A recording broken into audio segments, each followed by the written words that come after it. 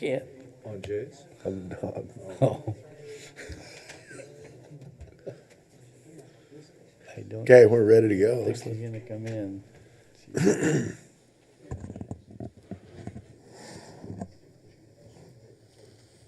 Are we up and running? Yes. Yes, she gave you the thumbs up, I think. All right.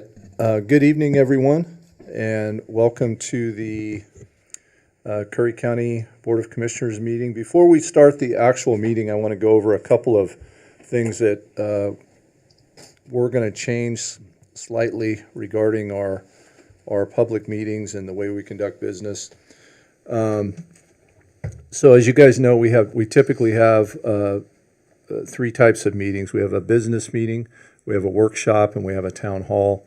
Tonight's meeting is a business meeting, and that's a meeting that we will be making decisions in. And during all of our meetings, we will have public comment. And one of the things that we're changing is the way that we do public comment. There's two ways. You can make a general public comment to any topic you want that's not on the agenda or is on the agenda, or you can mark your public comment slip by a agenda-specific topic.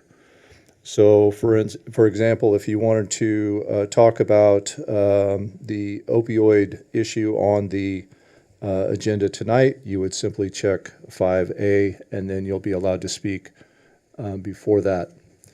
When you speak, I would ask that you step up to the podium and state your name, state your address, so that Natasha can document who's speaking. She's got the responsibility of keeping track of that. The other thing that I would like to say is that a lot of times we will have very passionate conversations about topics, and inevitably somebody in the audience will raise their hand and want to speak, and you won't be called on if that happens. So if someone wants to speak on a topic, now is the time to fill out a slip.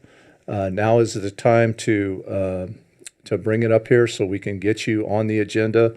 I want to make sure that as I run these meetings, I want to make sure that we're following all the state regulations and guidelines regarding public meetings. When you speak at the podium, you'll get 3 minutes to talk. There is a series of lights up at the podium, and when you have 30 seconds left, you'll see a yellow light. That's 1 minute left. Or 1 minute left? Yeah. It's a yellow light. And then when your time is up, you'll see a red light. And if you go over that time, I will let you know that you're over the time and ask you to conclude your public comment. The other thing that I would ask of you when you speak this evening is you don't have to be nice to us, but please be nice and be respectful to everyone here and to our staff. They work very hard to put these meetings on, and they have a very difficult job. We will continue to hold our meetings in the evening to accommodate those folks who work and make our meetings more available to the public. So now's your last chance. If anyone didn't fill out a slip, now's the time to do it and fill one out and bring it up. I don't see anybody jumping up, so I'll call this meeting to order, and please stand and join me for the Pledge of Allegiance.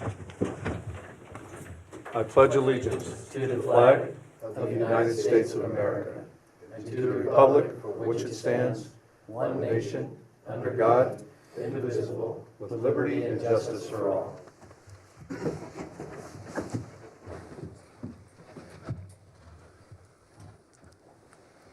All right, amendment and approval of the agenda. I have one, and then I'd like to add to the consent agenda, master payroll amendment. The master payroll order was approved July 5th, 2023, prior to the Teamsters 206 union negotiations being completed. This amendment incorporates the COLA that was approved and agreed to by the Board of Commissioners November 16th, 2023. And if we'd add that as item G on the consent agenda, that'd be good. And that's added as item G, and I have that routing slip here with me. All right. I'll move to approve the agenda as amended. one second on that. Ted, we need to reschedule the workshop. Do we need to add that on here, or can we just reschedule? Discuss it right now. Okay. As everyone is aware of, we had a workshop scheduled last night in Port Orford, and that was to discuss the future plans of some county property there that we had recently harvested some trees from. However, the storm created quite a bit of flooding, and we were concerned about people that might be traveling to the meeting. We were also concerned that some people wouldn't be able to make the meeting, so we canceled it as soon as we were aware that there were flooding problems there. So we want to reschedule that meeting as soon as we can, because I really want to hear what the public has to say regarding that. Ashley Moore was the presenter at that workshop, and my understanding is that she can do Mondays and Thursdays.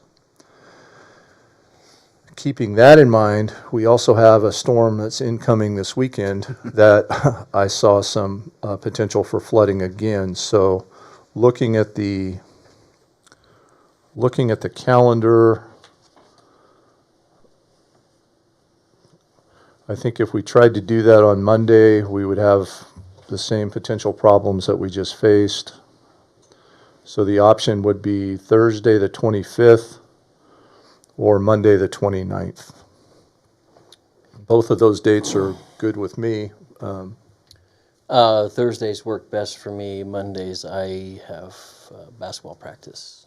Okay, Thursday works, 25th? Thursday the 25th. Ted, is that good for you? That'll work for me. All right, then we will reschedule that workshop for January 25th at 6 p.m. in Port Orford. Hopefully we can get the same venue, but we'll have Natasha work that out. So for those of you watching, that's when that workshop will be rescheduled. Okay, any other discussion on the agenda? Nope. Okay, we have a motion I'll second that as amended. and a second. All in favor say yes. Yes. Yes. And yes. Now we'll move forward to general public comments, and I have a card from Debbie Salzman and Don Bemis. Good evening. Deborah Salzman, Don Bemis, we're coordinators for Reads Across America. Address is 99396 Brainerd Lane in Brookings, Oregon. I wanted to thank you guys, especially Mr. Alcorn, for attending our Briefs Across America. We were very successful. We had 81 people that did attend. We had a flyover. We had breakfast from Billy's Place. So everything turned out great. We were able to cover every wreath that for every veteran in that grave and in that cemetery. We heard that Go Beach also did a fantastic job. They covered all of their cemetery location. Yes, yeah. So we're already planning on for our outreaches for McKay's and Bi-Mart. Starting in April, we're already getting some sponsorships, and so I wanted to thank the public and our corporate sponsors that made it very successful this year. Yeah. The flyover this time, and again, commissioners, thank you, and thank you, Commissioner Brad, for coming. We enjoyed your talk.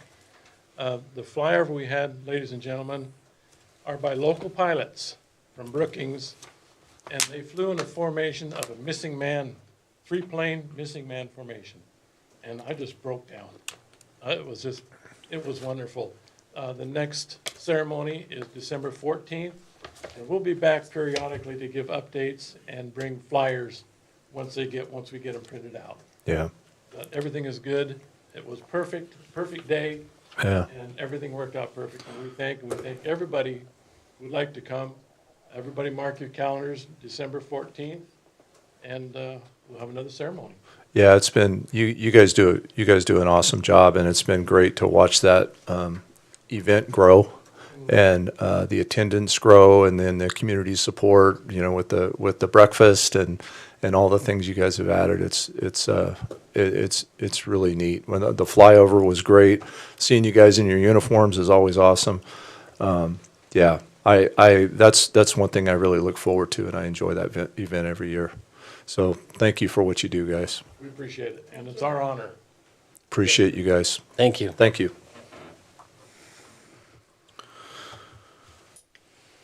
All right, there are no more public comments on general topics, so we will move forward to the consent agenda. Move approval as amended with that, I guess it's already in the amended, Agenda, yeah. yeah, so, I'll move to approve the consent agenda? second? So a motion and a second, all in favor? Yes. Yes. And yes, motion passes 3-0. All right, our first discussion action item is 5A, and we do have I don't know if it's a public comment or an elected official comment, but that is from Dave Barnes. And this topic is the allocation of the opioid settlement funding. Dave? Good evening, David Barnes. I'm the county treasurer. I just wanted to bring everybody up to date on the funding that we have gotten so far in terms of the opioid settlement. There's one number that was on the agenda routing slip in a packet you received, and we've added more to it since then. And also today, I received an email, a new email, that I'm not sure if it's in addition to what we've already been notified of or if it's new money. I'm going to try to meet with Lieutenant Crone and hopefully Wendy tomorrow or the next day, and Melissa with the finance department, and see if we can't put together a schedule of exactly what we're going to be getting and when we're going to be getting it. Because I've received so many emails that some of them are duplicative, some of them are new and different, and I need somebody to help me sit down and figure out the schedule of what we're supposed to get when. But for right now, Thank you. Thank you. Thank you, Dave. on the first page, on the bottom right-hand corner, is the amount that we've received. Since the schedule that you guys received was put together, we've also gotten in $8,800 on one payment, and I believe it was another $10,000 on another payment, which brought up the total that we've received to $345,000. The second page is the schedule from the email that I received today, and that came from the director of the National Opioid Settlement Trust. You'll see line 20 is Curry County, and like I said, I'm not sure yet on this whether this is new that we haven't been known about, or whether it's part of the schedule, so we still have to figure that out. But that's another $149,000 almost coming in over the next couple of years, so, and that was all. Thank you. Thank you, Dave. Thank you for the update. All right, presenting on this topic tonight is Lieutenant Crone from the Sheriff's Office. You are.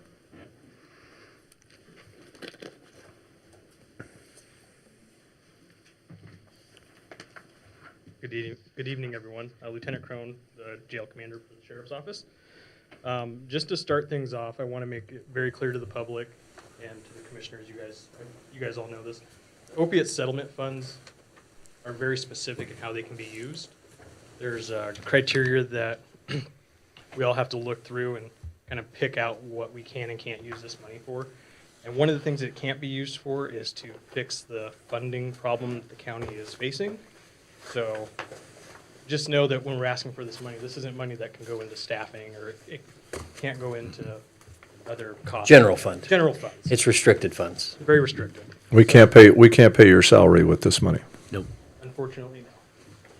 So I had my order. It's a little different than the one on the agenda, so I'm just going to try and do my best with it.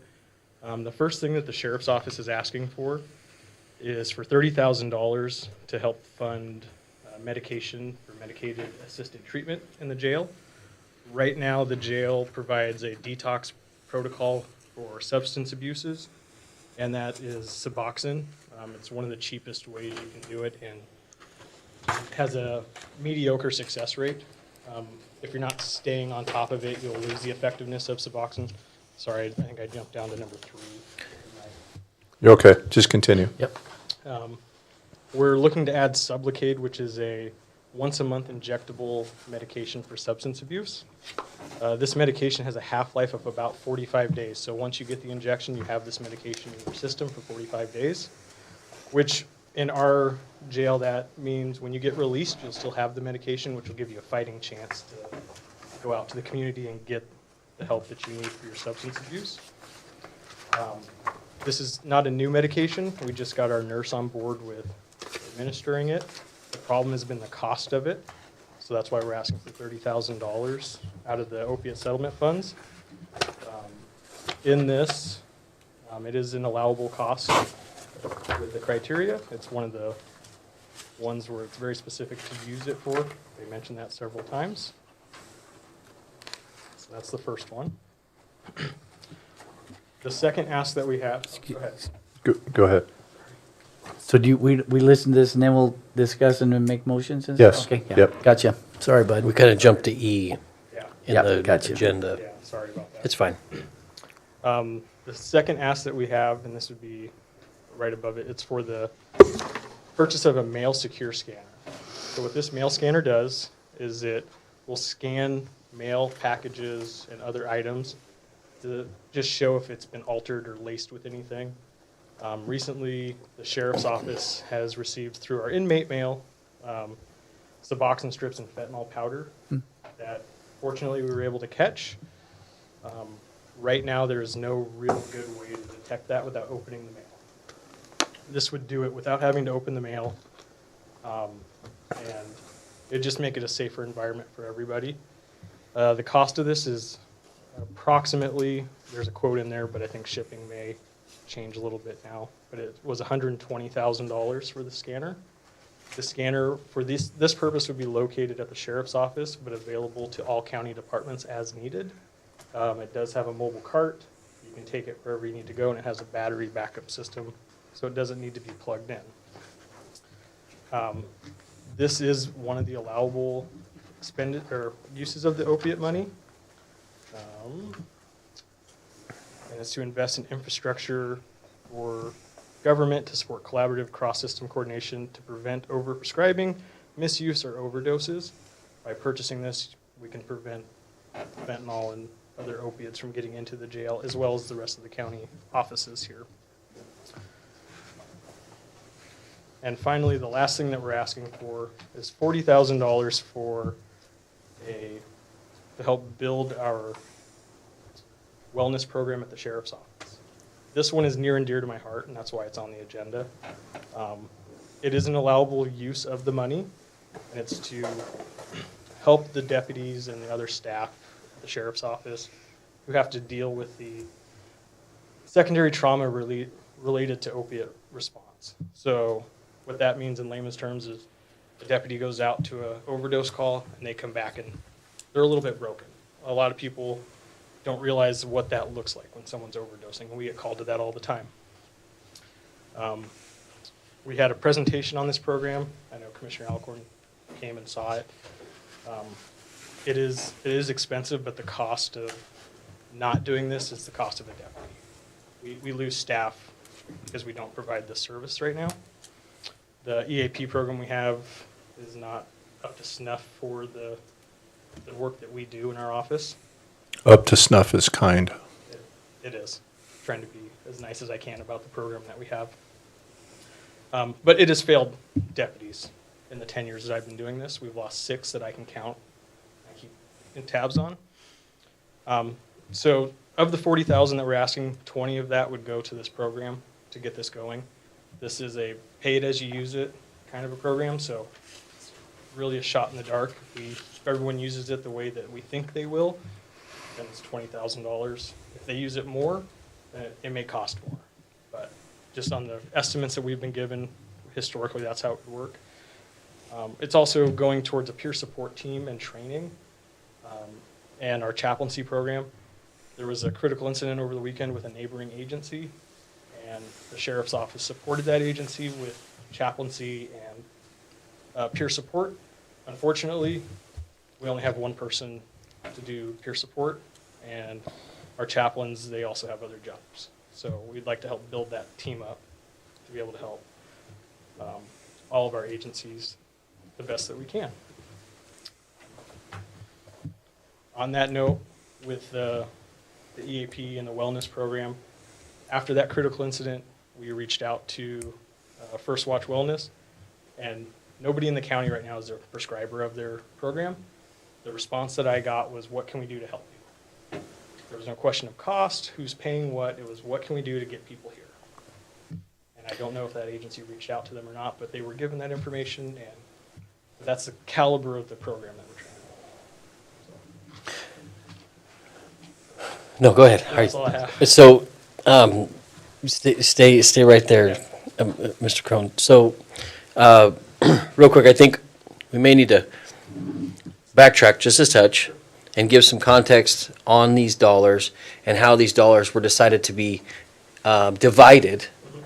And then this is the portion that that has been divided to the sheriff's department and allocating these. So I think the first thing we have to do is approve how the money is going to be divided. Right.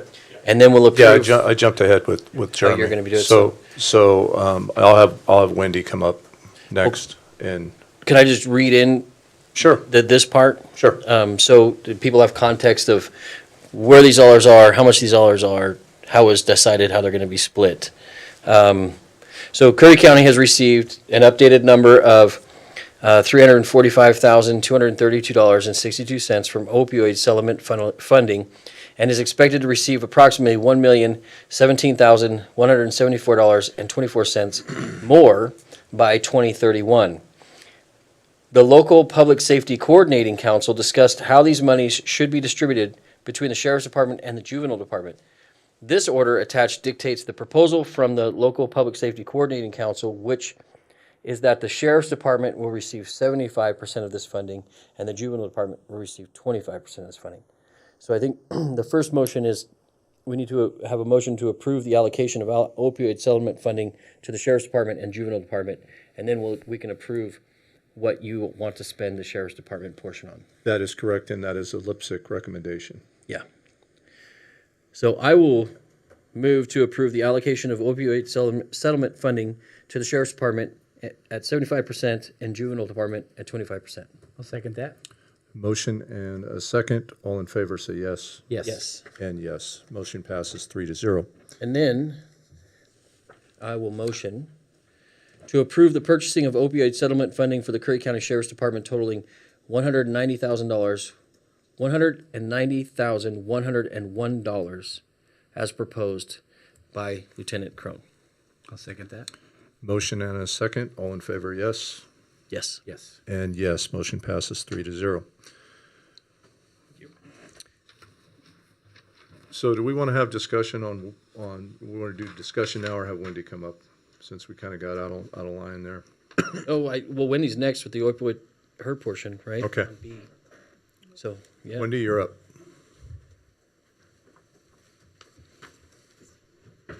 Okay, on the juvenile proposal, on the juvenile proposal, like every once in a while, amazing things happen and the universe turns just right.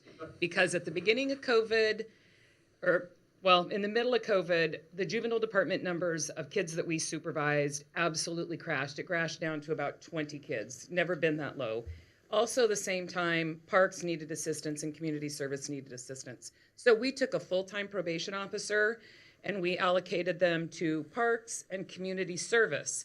That full-time position has never been put back in place. But what we've seen now is numbers grow. So when I started seeing the opioid funds and the trouble that kids are having with the pills, the opioid, the just crap that our stores are selling, the synthetic heroin, it came at perfect timing to put the probation officer back in place, but make it to where it's utilized to where we now need it. And then the opioid funds come in, and that's exactly what an expenditure is on there. It's prevention efforts in our schools, in our communities. So that's what the juvenile department's asking for. The entire 25% will go straight into the funding of a school outreach officer. Been working with other regions. Josephine County is doing this right now. It is extremely successful. And so we would just be asking that the entire part go there. They would be in the schools about 80% of the time. Frontline workers, they would be working with law enforcement, with community partners. We'd also be really creative with funds, and we have a work program in the summer, so when they're not in the schools, they would be doing our ODOT project, which again is going to help this revenue stream. So I think not only are we gonna put a position in the community that right now is vital, we are not using the funds that would come from the general funds, but we're getting them from pools of money that they're designed to do. And I just think the opportunity, like I said, every once in a while, things like that happen. And I'm excited that Curry County is jumping on these funds because they absolutely make a difference. I think there's 3 more suits in the works right now. I can see prevention and opioid funds. I can see us seeing more in the near future. That's not detailed, but that's kind of it in a nutshell. That's good. No, it's a great use of, And of the if it's funds. approved, I mean, I'd fly it Director, 7:00 tonight. no, it's a direct deliverable to the community. Absolutely. So, I had a meeting today with Brookings PD, and it was on this, and every answer I could give them was tomorrow. Tomorrow, when we know that we can move forward. They got, you know, we all need educated. The stuff that's going around right now, I mean, we don't, you know, yeah, we all need to work together. yep, good. Well, I will move to approve the opioid settlement plan for the juvenile department as recommended by Lipsick and Director Ling. I'll second that motion. Motion and a second. All in favor, say yes. Yes. Yes. And yes, motion passes 3-0. I think I might have to stand here. Yep. You're next. Yeah, you're next, Wendy. We're back on, the juvenile sale of vehicle. Yeah, so a couple years ago, when the county had a plan to purchase vehicles, the juvenile department needed a vehicle and ended up with a 1500 Ram pickup. And when it got delivered, I mean, we just kind of knew we didn't really need a Ram pickup, but there was a plan for it. We need a transport vehicle. We need a cage car. We need a secure transport vehicle. So I was sharing that at a meeting a while ago, and it just so happens that another department needs a pickup. So what they will purchase that pickup for, and what we have in other dollars, we would like to purchase the transportation vehicle that we need. I've reached out. I've got the quote. We are now transporting, I think I've reported before, we used to go to Del Norte. It was a 1 hour or a half-hour transport. And we're now going to Grants Pass, and we're going to Roseburg. And, you know, we just had one picked up that's in Clark County, Washington. And so our transports are longer. My people need to be safe. And if they can use a truck, I think it's a win-win for both departments. And we need a reliable transport vehicle that has a cage in it. You had some pretty serious offenders that you've transported recently, seems like. Yeah. Well, I'll go. I will move to approve the interdepartmental transfer of a 2023 Dodge Ram 1500 to the building department for $35,000 and approve the purchase of a 2024 Dodge Durango for $41,362 for the juvenile department. I'll second that. All right, a motion and a second. All in favor, say yes. Yes. Yes. And yes, motion passes 3-0. And you, And moving one on. more. The good stuff. Moving on to D, and this is one that, this is the juvenile support dog, and this is something that is really important to me. Wendy and I talked about this, right after I took office, and, I've seen the value of this time and time again, in decompressing situations and just, these animals used in this capacity are an amazing tool. So go ahead, Wendy. Yeah, when the road slid out last winter, whenever it was, we were sitting in the emergency meeting over there. Hey, don't chew that. And we got to talking I would about too. right. It's pajamas. We got to talking about. I think we were talking about advertising, and you were like, "Put a dog in your ad, like that gets attention." And I was like, "Well, I wish we could have a dog." And that's how the conversation started. And he's Yeah. like, "We need to figure out how to make this work." And so I went back and I shot an email down to South Coast Humane Society, and I was going through my files for this, and I got to tell you, I don't know how this worked out, because this is the email I sent on the requirements for a support dog for the juvenile department, because the dog had to fit into the Lang household. And this is a whole page of like 11 font needs, like they got to get along with horses and grandkids, and they can't shed, and they got to go to work, and they got to run around the farm, and so I sent it in, and they said, you need to come fill out the application. Well, when I went to fill out the application, I walked in the door, and Commissioner Trost was standing there, and Commissioner Trost was sharing with me that he has fosters dogs. And about that time, they walked out and they had a corgi, a 10-year-old corgi that couldn't breathe through her nose. And they said this would be an amazing dog for the juvenile department, and handed me the leash. I think it's the pink leash I still have. And I was like he's my boss. He's fostering. He's like, he said 4 of them, or he had 9 puppies or something like that. 9 puppies. And I was like, oh, I don't know what to say. So I took the corgi, and away we went. And we tried the corgi, but I'm here to tell you, corgis shed. But the corgi has a happy ending, because it's pumpkin spice latte Lang, and she's in my home. They tried to adopt her out, and it wasn't quite up to our standards, so we adopted Pumpkin. And then in the meantime, we realized it had to be a dog that doesn't shed, because we want this dog to transport. We want this dog to go on rides, to be in our office, and nobody's going to vacuum that mess up. So when I got the call that they had this doodle who was in a really rough way, I drove down on a Saturday, and this dog weighed 18 pounds, was solid mat, and somebody had done her pretty dirty. And she's a full-bred golden doodle, and they handed her off to the juvenile department. We did our adoption fee, and she has changed everything. She doesn't really like to be on a leash. She was probably tied up in a really small area. 2 weeks ago, this is Lulu Lemon Meringue Lang.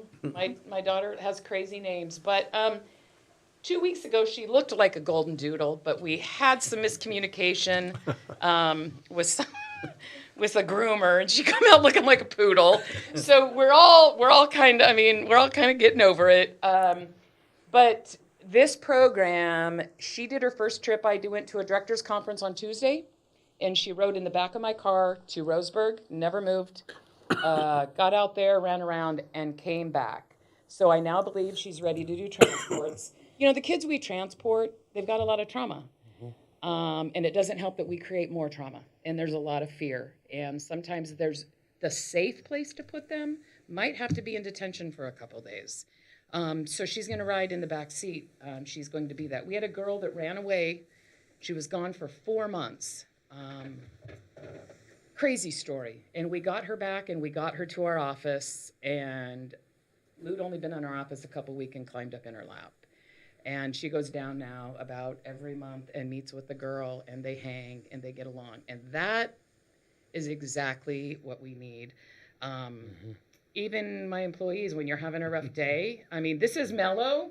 She has balls all over the juvenile department, and she's usually running and going. But you can't get, I don't know how. She checked off every single thing that we had on the list. She's part of our family. She zips all around the county. Everybody that comes over, we have little treats in the door. It is an amazing program. It is absolutely amazing a program. Again, our kids need support. They don't need more trauma. They need some good stuff. So I thank you very much for allowing the juvenile department to adopt Lulu. She's quite the character. She still got some little stuff. Sometimes people maybe. Men with hats. I think you showed up in a hat one day. She didn't like it. Somebody in a hat one day. Maybe it wasn't a good thing. I don't like him in a hat either. Right? So I just wanted to give an update and how much my staff and I appreciate it. It's already made a difference to the kids we work with. After Tuesday, I feel like she will do transports Yeah. in a transport vehicle soon to be ordered. So Not a ram. no, everything's good at the juvenile department. I thank you guys for your support. We appreciate it very much. Thank you. Thank you. Well, thank you, Wendy, for always keeping what's best for kids at the forefront of the juvenile department and not being afraid to act on what's in the best interest of the department and the kids. And bringing Lulu on the team, I'm sure, is going to be amazing. Lulu, did you hear that? Yeah. Did you hear that? Nice work. I know. Nice work. Yeah. Yeah, Thank well, you. thank you. you, Wendy. Thanks. Very much appreciated. Lulu. Lemon. Meringue. MERINGUE. Lang. Of Yep. course, I I, should have caught it the first time. we just colored Lulu. All right, do we need to go back to E at all? No, we approved E. Okay, since I skipped that. All right, we will move on to F. And this is agenda item F, Fair Board appointments. And I do have a public speaking comment on that, and that's Linda Marshall.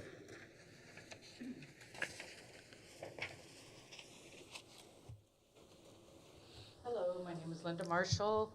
Address is 95102 Rogue River Heights, Gold Beach. I'm just here supporting, and I put my application in for the Fair Board. And just wanted to let you know, my qualifications I wrote down, but I have a lot of them. Working with Puyallup Fair in Washington State, I added it up, it was 15 years, 15 seasons in all different departments, organizing, selling, whatever they wanted me to do. And I've got 46 years experience working in the public with their hair. I don't know if that happens, but I've had horses, I've had animals my whole life. So to me, when I go to the fair here, in these last couple years, I see things that I'd like to do, and I like to suggest or add. And so when this position came up, I jumped at it. I thought, you know what? I'm not ready to retire anytime soon, but I have the time.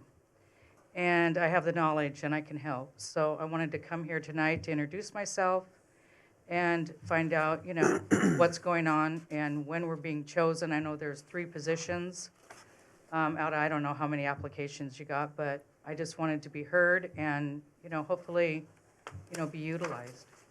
So that's it. Thank you. Thank you, Linda. So we do have 3 positions, position 1, position 6, and position 4. We started off with 11 applicants.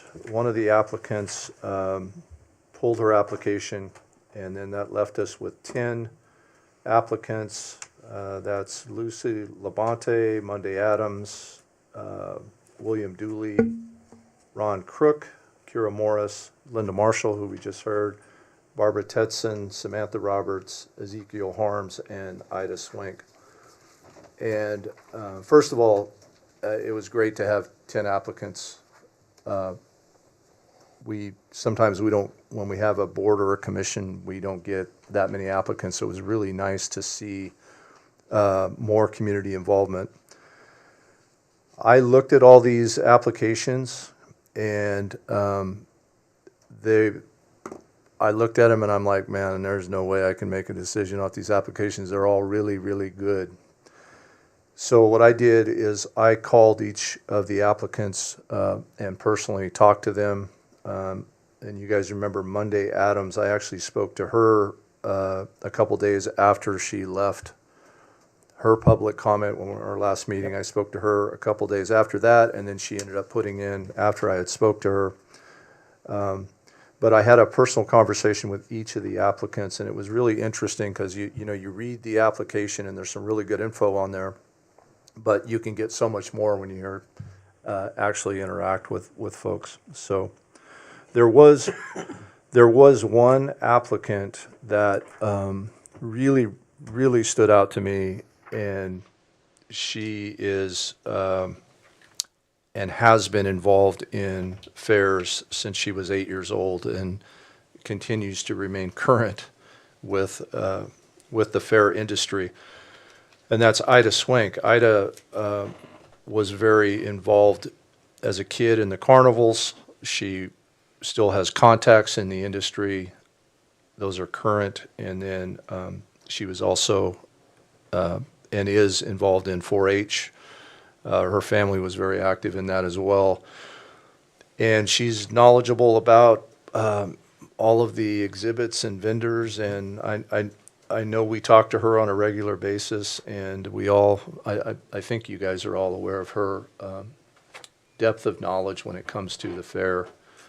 Her name has been kicked around quite a bit, and I know she's been talked to about getting on the fair board. She had submitted an application the last time and then withdrew the application. And in my conversation with her recently, she is very, very committed to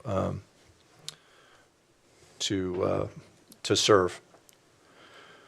So she really jumped out to me. She was just somebody that I was really impressed with. So my thoughts on this as we kind of navigate through all the applications is we have the 3 positions, and I was thinking we'd move to fill the first position 1 first, and that's the position that would run. This person would fill that spot until 12/31/26. So I think we'll try to figure out who the right person would be there. So Can we get a rundown on which each position, the length of term for each position, so I can just have those? yeah, position 6 runs 12/31/25, and then position 4 is 12/31/24. So one position runs for the remainder of this year, one will run for 2, and one will be for Yep. 3. 24, 25, and 26. Okay. No, I too am extremely impressed with the number of applicants, and not only just applicants, but really good applicants for our fair board. It's refreshing to see that many people interested. And I had 5 names that really stuck out to me, and Ida was on that list. Zeke and Linda and Samantha and Ron is kind of where I was with my 5. So I'm in agreement with Ida, and I'd be more than happy to nominate Ida to fill position 1 that moves through 2026. Your thoughts on Ida, John? Yep, she's on my list. So I have 3. I had them in a different order, but I'm okay with that order. You'll put her at term ending in 2026. Yeah. Yeah. Yeah, I like doing it this way. I know in the past we've written names down or pulled names, and I like doing this really above board this way. So what I'll do is I'll entertain a motion then to fill position 1 with a term 12/31/26. I'll move to appoint Ida Swank to position 1 of the Fair Board. I'll second that. Okay, I have a motion and a second. All in favor? Yes. Yes? And yes, that motion passes 3-0. So we'll go to position 6, which goes to 12/31/25. What were the names again that you had, Jay? Ida, Zeke Harms, Samantha Roberts, Ron, and Linda. Okay. Zeke is on my list as well. So I don't know him personally, but in my conversation with him, one of the things that really jumped out to me is he is a farmer and a businessman. He is a successful farmer, and their family is also active with livestock 4-H. 4-H, fair type exhibits, and he's been here.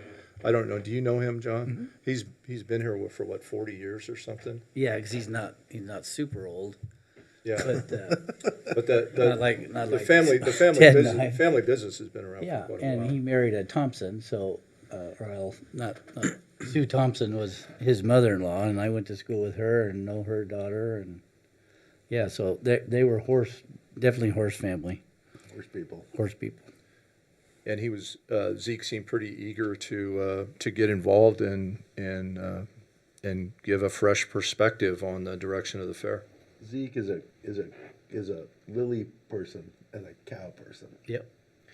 Yeah, but he's also very much, I've had a lot of interactions with Zeke in terms of with community stuff in South County. He'll be one of the first to be out there with his four-wheeler on the fields, grading the baseball and softball fields, getting them ready for play for kids. And if you see all the plants that are in the town on the light posts, he's the one who waters those and puts those up every year. And I think I saw Chelsea driving and him, or she was in the back and he was driving, during the summer. And so, but yeah, no, I know Zeke would be an incredible addition to the Fair Board. He brings a lot of different perspectives. I think that would be unique and beneficial. And so the 2025? Yeah, this Yeah, would be position number 4. no. Six. Or position number 6, yeah. So I'd entertain a motion on filling that position. I would move to appoint Ezekiel Harms to position 6 of the Fair Board. I'll second that motion. A motion and a second, all in favor? Yes? Yes. And yes, motion passes 3-0. So the final one, position 4, and kind of my short list there was Samantha, Linda, Marshall, and Ron. Now, Ron is, he is, I don't know if the right word would be running or the chair or, not sure what the right language would be on that, but he is Friends of the Fair. Fair friends, yep. And it would be really nice to to get Ron more involved. And I'm just wondering if the right move with getting Ron involved through Friends of the Fair would be to kind of facilitate a liaison with him, or kind of reinitiate that relationship, because it seemed to kind of have fallen. Deteriorated, yep. Yeah. So, what are your thoughts, Jay? Well, I think it's vital to get the county fair friends back involved with our fair. I think Ron being on the board of the Curry Fair Friends is a perfect avenue for that. I think it would be prudent, for the board after their meeting and they identify their chair and vice chair for the year, that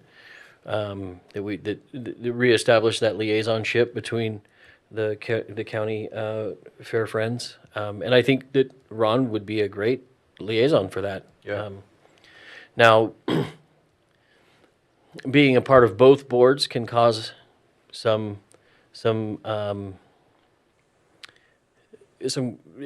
been questionable in the past, from what I understand. Yeah, I think it's caused problems, actually. Ron has described to me some previous people who were on both boards. And so, I think it's vital to get Ron and that group back involved. But I think that the new board will help facilitate that relationship. So I think we get a win there by having Ron's voice as not necessarily, if we were to, we wouldn't have to appoint him to be a member to have a voice.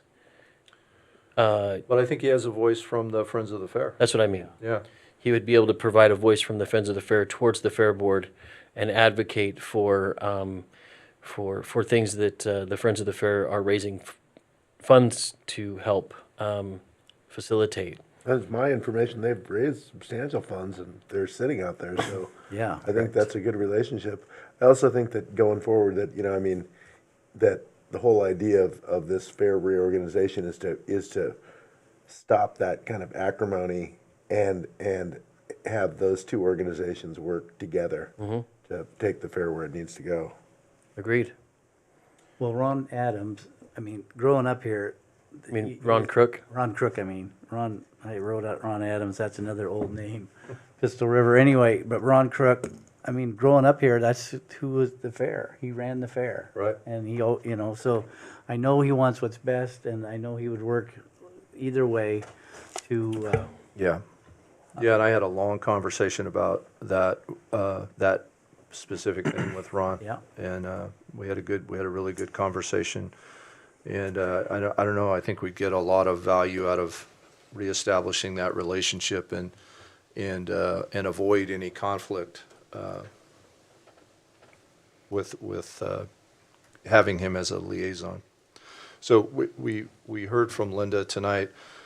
Samantha, when I spoke to her, she's very active with horses, 4-H. Her family is very, very big into that. She's very, very eager to serve as well, and just had a lot of really general knowledge about, horses, 4-H, and their activity with the fair. So, yeah, this is a tough one. Samantha would be my pick for the third one. Samantha Roberts. Okay.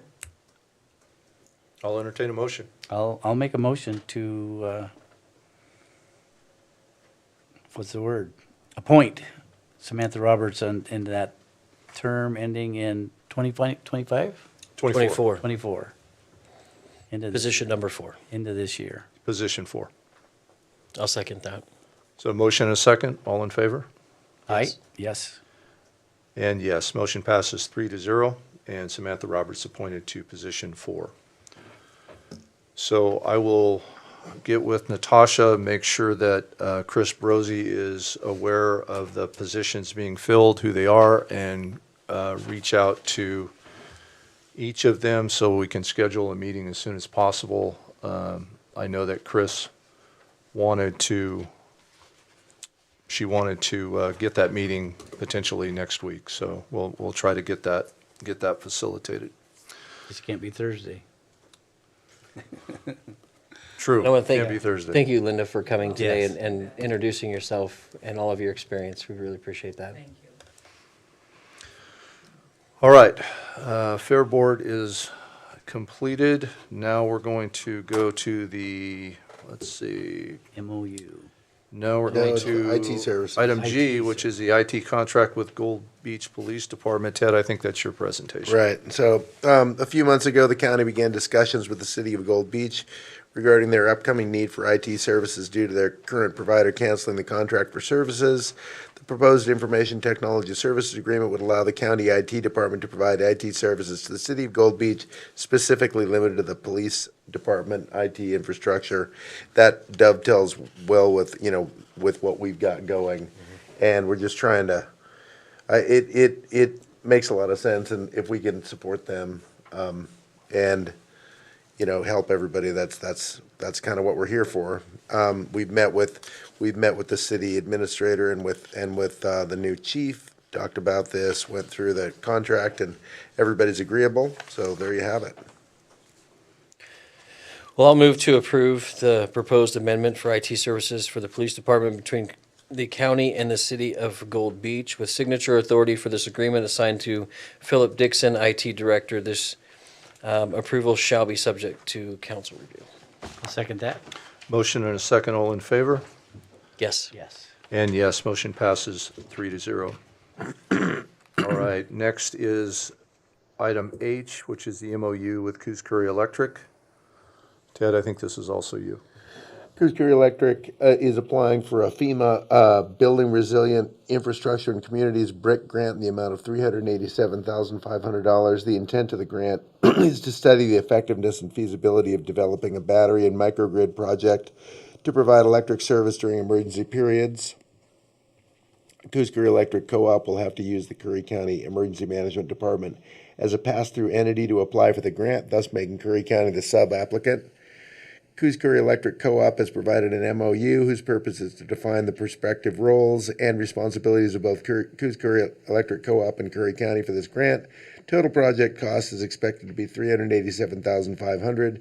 Coos Curry Electric Co-op has also provided a letter of commitment of funds which identifies $290,625 as the federal share of the project. The non-federal match is expected to be $96,875 and represents 25% of project's costs.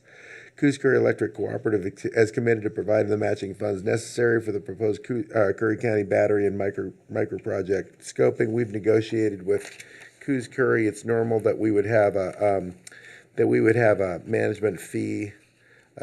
I believe we've talked about 5%. We talked with Marie Coleman of Coos Curry Electric, and she said that they didn't think that was going to be a problem, but we'll continue to work through that as negotiated.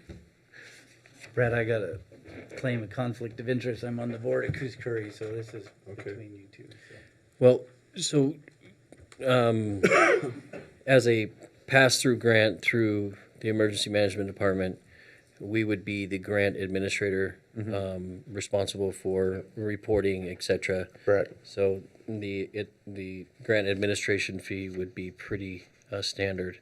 Right. So, I would move to approve the proposed MOU subject to legal counsel approval and with associated management fee. And Commissioner Herzog is abstaining, so I will second the motion. All in favor, yes? Yes. And yes, motion passes 2-0.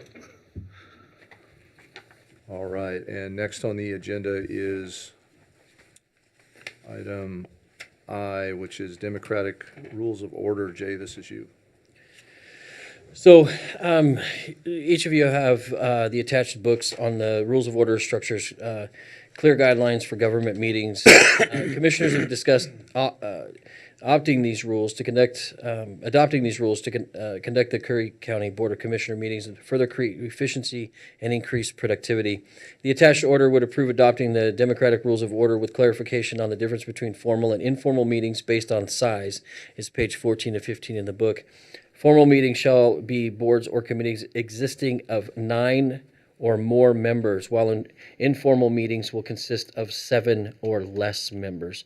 So the point of this is, and why this is important to us is this differentiates between the chair's ability to subject themselves into the discussion.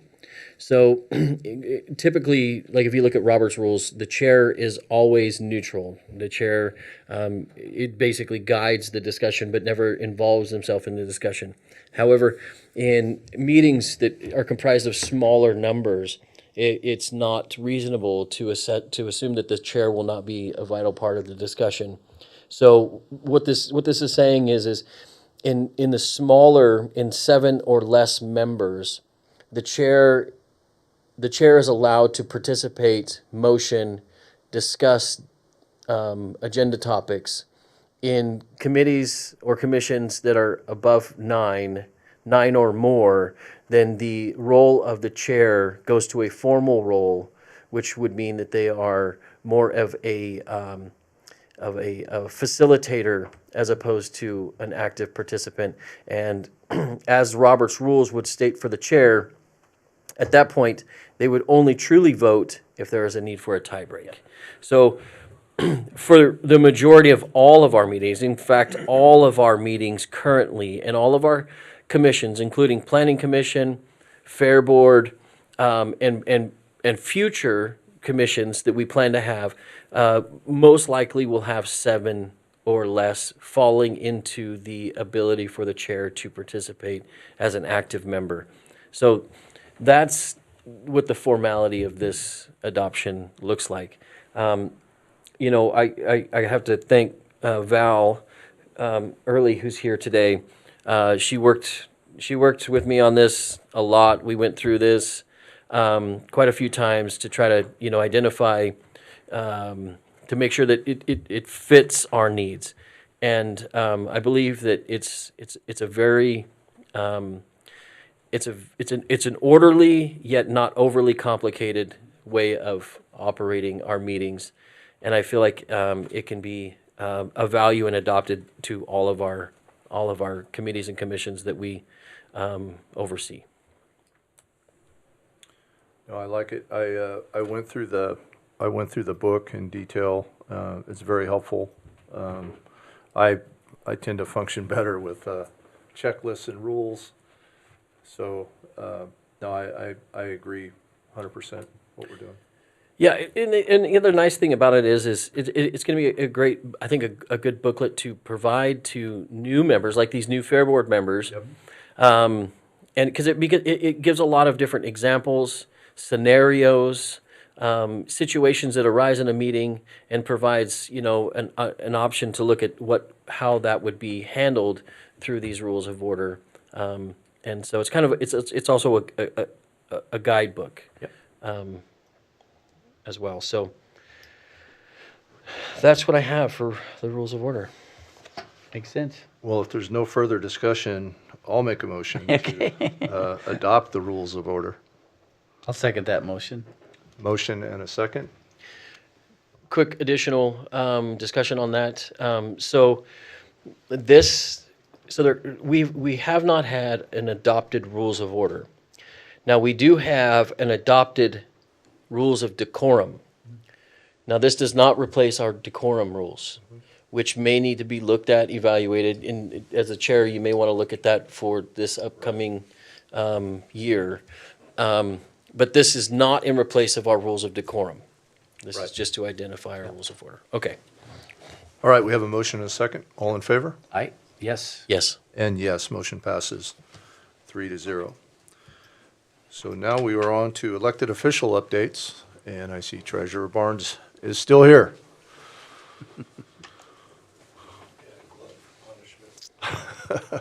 Dave Barnes, County Treasurer again. I just wanted to say either congratulations or condolences on your ascension to the chair.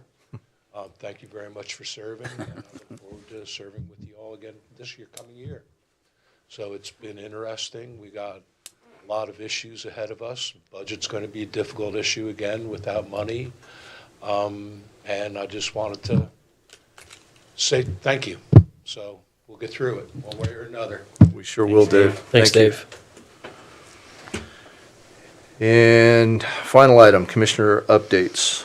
And I'll go first.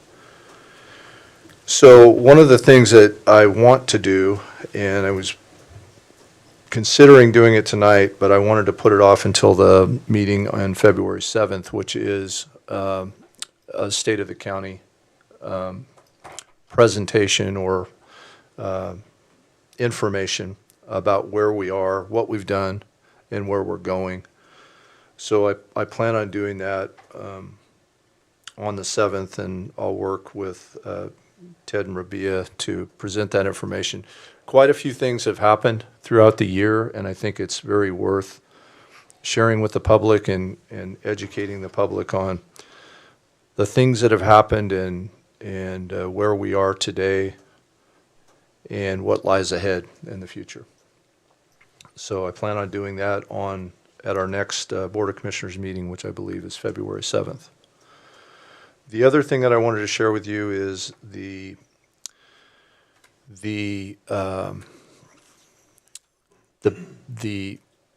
increase in attendance and productivity with the LIPSIC committee. At our last meeting, we got a lot of really good things accomplished, and we're able to move those forward, especially with the opioid funds that we heard about tonight. There was some really good exchange of information, and the attendance was outstanding. So now that we're able to accommodate some of the remote attendance, it's been very helpful, and I see that committee being very impactful in the future as we move forward. So it was just really good to see that. I know we've had a couple of violent crime incidents throughout the county, one particular in Gold Beach, and that committee is going to be very, very impactful as we navigate through some of the public safety challenges that lie ahead. And then next is Commissioner Herzog, but before I hand it over to him, Jay, would you be able to comment on tonight in your comments about kind of where we are, what's been happening with the survey that's out? Be able to make Certainly. some comments about that? Okay, then I'll stay away from that. John, go ahead. And I'll just ask, so when you say commitment or a hearing from everybody, does that mean like Port Orford's getting in? Yeah. Good. Yeah, Good. yeah, That's- yeah. Everybody's involved. North County. 'Cause I know there's Central County. been some separation and. Yeah, no, That's good to it hear. was really good to hear. So I don't have anything other than think I'm glad that Lipstick is, because it's countywide, so participation is key.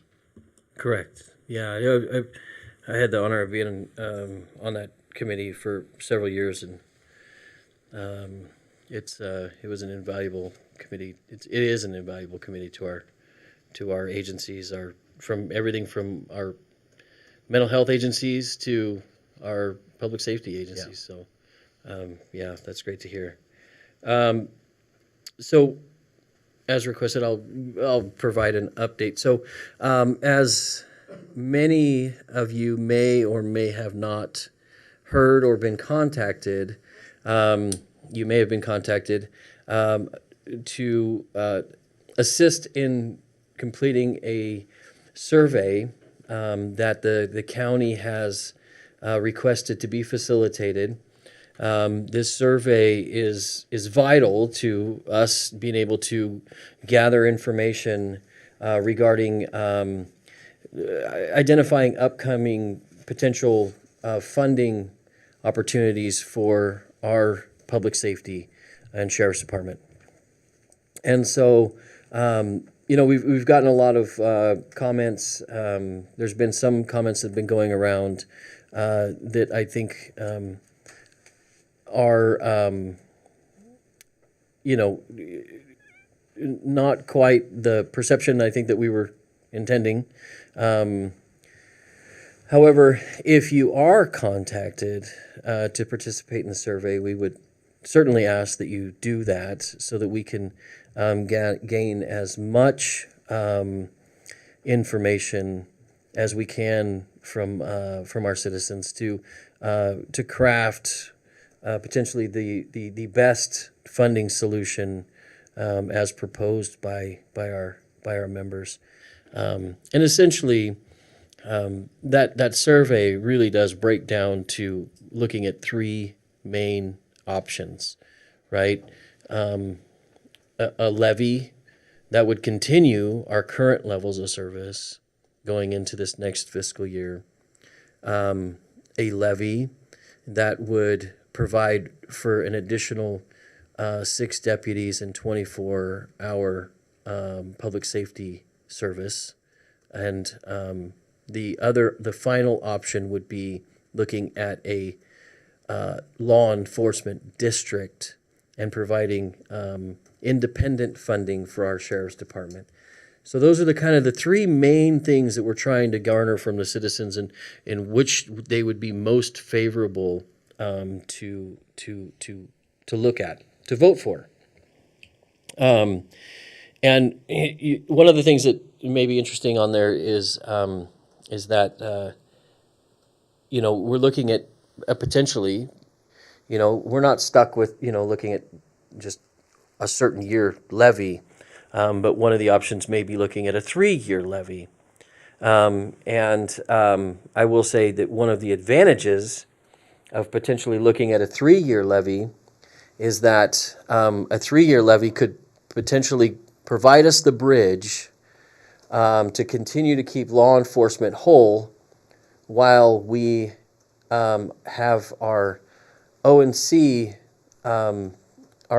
court case being heard by the Supreme Court, with the intention that the Supreme Court would rule on our case within that 3-year period, which would then really assist in offsetting our financial situation. So if you do receive the survey, please take the time. I do apologize up front. It is a lengthy survey. It does take a bit of your time.